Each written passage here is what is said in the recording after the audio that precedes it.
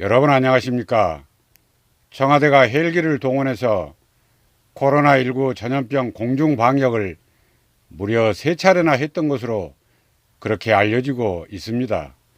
청와대 춘추관, 사랑채, 그리고 효자동 진입로까지 아주 물샐 틈 없이 했다고 합니다. 한국에서 확진자가 아직 몇 명 안 될 때 그랬다는 것입니다.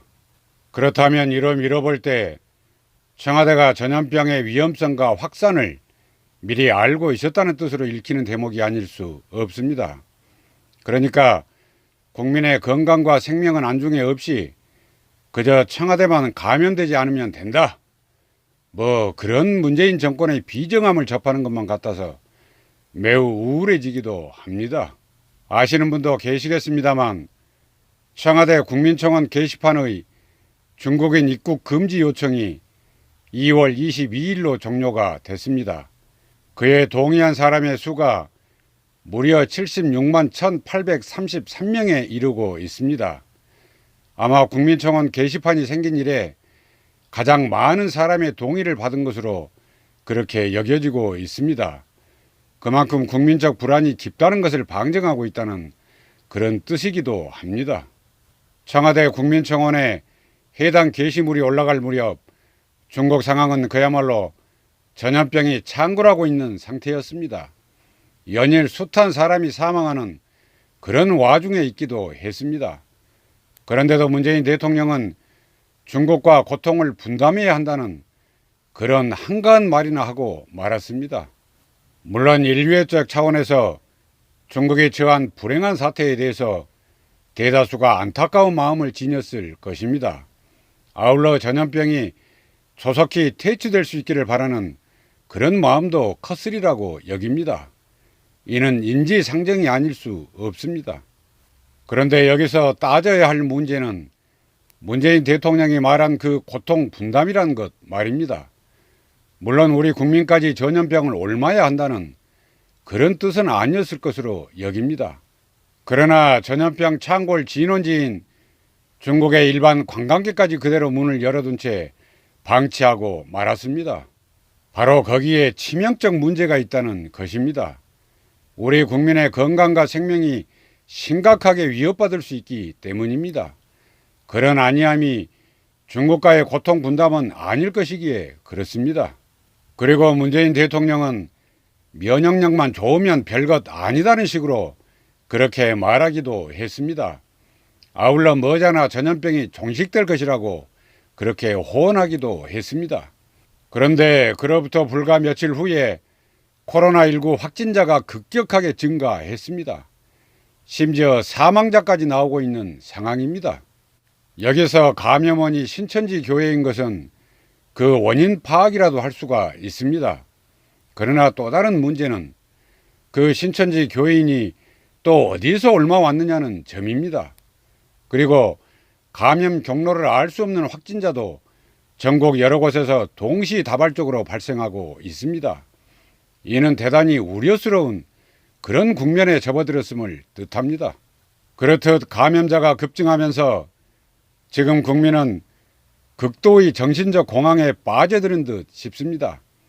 그런데도 청와대와 정부 대응을 보면 여전히 아니한 것으로 그렇게 읽히고 있습니다. 이해찬 민주당 대표는 정부가 대처를 잘하고 있다는 식의 그런 자화자찬을 쏟아내기도 했습니다. 그리고 추미애 법무부 장관은 국제사회가 한국의 감염병 확산 차단을 높게 평가한다는 그런 헛소리까지 주절됐습니다.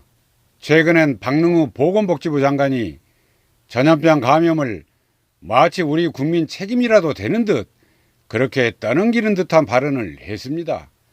그야말로 살해 충동을 일으킬 수도 있는 그런 망발이라고 아니할 수 없습니다. 사실 우리나라에서 전염병이 창궐하게 될 것이라는 점은 능히 예견됐던 일입니다. 중국 일반 관광객마저 거의 무방비 상태로 한국에 들어오고 있었습니다. 그런데도 문재인 대통령을 위시한 고관 대작들 입에서는 연신 국민들 화병 돋구는 그런 신소리만 해대고 있었습니다. 중국 관광객 유입을 막아야 한다는 의사협회의 거듭된 요청, 그리고 감염협회의 의견 등은 철저히 무시됐습니다. 전문가 집단에서 끊임없이 우려를 제기했는데도 정부는 듣는 신용도 하지 않았습니다. 결국 애꿎은 우리 국민만 전염병 공포에 시달리게 만든 셈입니다.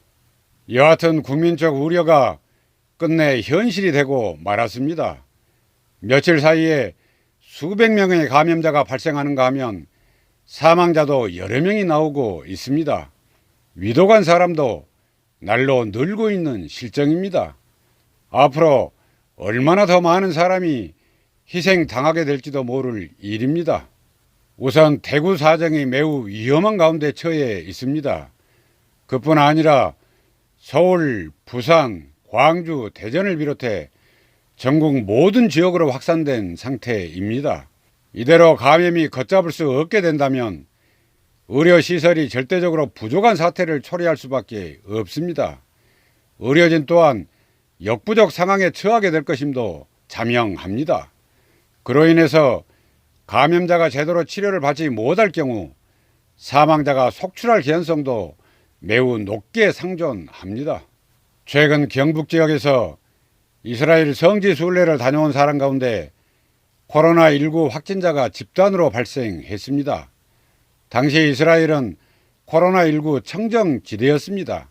이를 감안할 때 누군가 감염된지 모르는 상태로 그렇게 성지 순례를 떠났을 것으로 유추가 됩니다. 그리고 그에 의해서 일행이 감염됐을 그런 개연성이 높다고 여겨집니다. 그런 이후 이스라엘 정부가 전 세계 최초로 한국인에 대해서 입국 금지 조처를 단행했습니다. 그와 함께 이스라엘 관광청은 자국 내에 체류 중인 한국인 1,600명에 대해서 14일 동안 자가격리에 들어갔습니다. 아울러 한국인이 탑승했던 비행기 승객을 그대로 한국으로 다시 돌려보내기도 했습니다.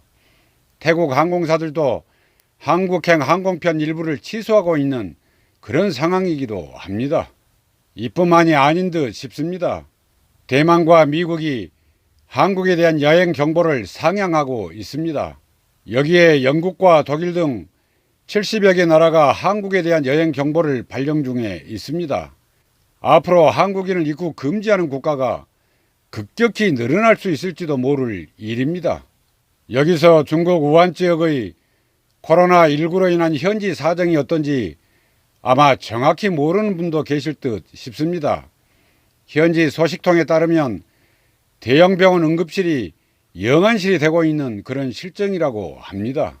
화장터를 하루 24시간 동안 가동하는데도 사망자를 제때 다 처리할 수가 없어서 발생하는 그런 현상이라고 합니다. 그러다 보니 병원에서는 시신조차 제때 못 보내고서 그렇게 방치하는 상황에 처해 있다고 합니다. 아울러 시신 부패 문제까지 겹치고 있다고 합니다. 그런데 더욱 큰 문제가 되고 있는 것은 우한 지역의 그러한 참상이 자칫 우리의 현실이 될 수도 있다는 그런 우려인 것입니다. 심지어 이제는 중국이 한국을 걱정하는 그런 지경에 이르렀습니다. 중국 항구시보는 한국의 집단 감염 사태를 보며 식은땀을 흘리지 않을 수 없다고 타전하고 있습니다. 그러면서 바이러스의 교활함을 제발 낮춰보지 말라고 충고하고 있기도 합니다. 아울러 경증 환자나 무증상 감염자가 가져올 그런 위험에 대해서도 절대로 소홀해서는 안 된다는 점을 호소하는 지경에 이르렀습니다. 그와 함께 중국의 방역 수단과 경험을 참고해서 방역 작업을 강화할 수 있기 바란다는 그런 말도 덧붙이고 있습니다. 여기서 문득 스치는 불길한 예감이 있습니다. 지난 박근혜 정권 때입니다.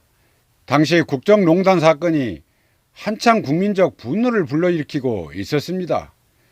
그런 와중에 세월호 창극이 발생하게 됩니다. 그러면서 그 모든 정권의 비위가 세월호라는 블랙홀로 빨려들고 말았습니다. 문재인 정권 들어서도 온갖 초대형 국정농단 사건이 속속 알려지는 와중에 있습니다. 검찰 수사 칼날이 문재인 청와대 턱밑까지 들이닥친 그런 상황에 놓여 있기도 합니다. 그런데 이번엔 전염병이 창궐하면서 문재인 정권의 각종 비리들이 전염병이라는 블랙홀로 휩쓸리는 그런 형국인 듯 싶습니다. 이러한 것의 공통점은 종교가 등장한다는 것입니다. 박근혜 정권 때는 구원파가 온갖 비난을 뒤집어쓰고 문재인 정권에서는 신천지가 그 비난을 뒤집어쓰고 있는 그런 형국입니다. 또 다른 공통점은 이들 종교 집단이 기성 개신 교단에 의해서 이단으로 배척받고 있다는 그런 점도 닮아 있습니다. 이러다 보니 문재인 정권이 고의로 중국인 관광객 차단을 하지 않았다는 그런 음모론적 주장도 번지고 있는 듯 싶습니다. 사실 문재인 정권 외교부도 총선 전에 시진핑 방한을 위해서 아주 총력을 쏟는 듯한 그런 모습이 역력합니다. 총선 전에 시진핑 방한을 성사시켜서 선거에서 유리한 국면을 조성하겠다는 그런 의도로 읽힐 수 있게 됩니다.